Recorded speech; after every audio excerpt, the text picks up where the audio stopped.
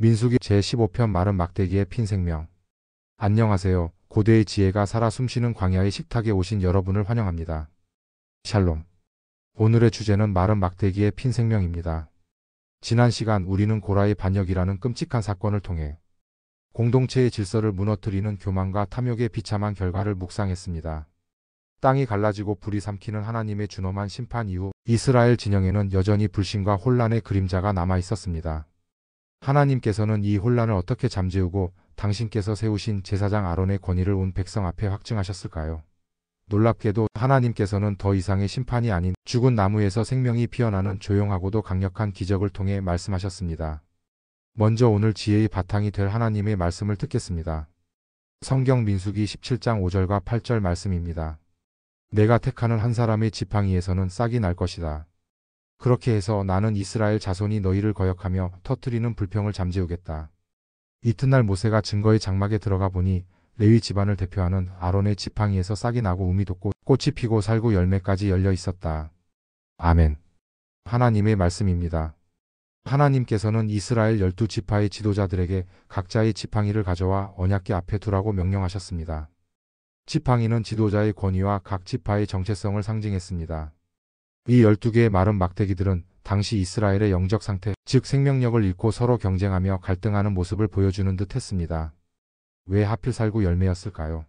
히브리어로 살구나무는 사케드라고 하는데 이는 지켜보다 깨어있다는 뜻의 동사 리슈코드와 원이 같습니다.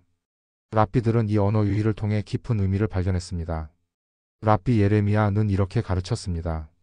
하나님께서 살구나무 지팡이를 통해 기적을 보이신 것은 당신께서 선택하신 종을 해하려는 자들을 늘 지켜보고 계시며 당신의 뜻을 이루기 위해 신속하게 일하신다는 것을 보여주기 위함이다.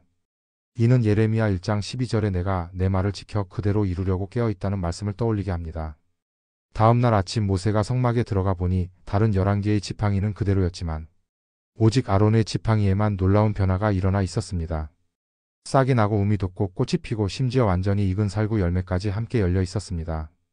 랍비 시므온 벤 요하이구는 이 기적의 동시성에 주목했습니다. 자연의 순리대로라면 싹이 나고 한참 뒤에 꽃이 피고 그 후에야 열매가 맺힌다. 그러나 아론의 지팡이에는 이 모든 생명의 과정이 하룻밤 사이에 동시에 일어났다. 이는 하나님께서 세우신 제사장의 직분이 얼마나 강력한 생명력과 즉각적인 효력에 속죄를 지니는지를 보여주는 것이다. 모세는 그 지팡이를 모든 이스라엘 백성에게 보여주었습니다. 불과 어제까지만 해도 똑같은 마른 막대기였던 아론의 지팡이가 보여주는 이 명백한 생명의 증거 앞에서 더 이상 아무도 아론의 제사장 직분에 대해 불평하거나 의심할 수 없었습니다. 하나님께서는 파괴적인 심판이 아닌 창조적인 기적을 통해 논쟁을 종식시키고 당신의 질서를 확립하셨습니다. 하나님께서는 이 싹난 지팡이를 언약궤 앞에 다시 가져다 두어 반역하는 자들에 대한 표징으로 삼으라고 명령하셨습니다. 랍비 엘리에제르는 이 지팡이가 창조 때부터 특별하게 만들어져 아담에게서부터 모세와 아론에게로 전해져 내려온 것이며 장차 메시아의 시대에 다시 나타날 것이라고 가르쳤습니다.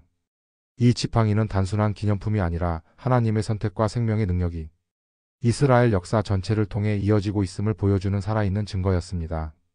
이 고대의 지혜는 오늘날 우리에게 어떤 가르침을 줄까요? 첫째, 하나님께서는 때로 우리의 논쟁과 갈등을 가장 예상치 못한 생명의 증거를 통해 해결하십니다.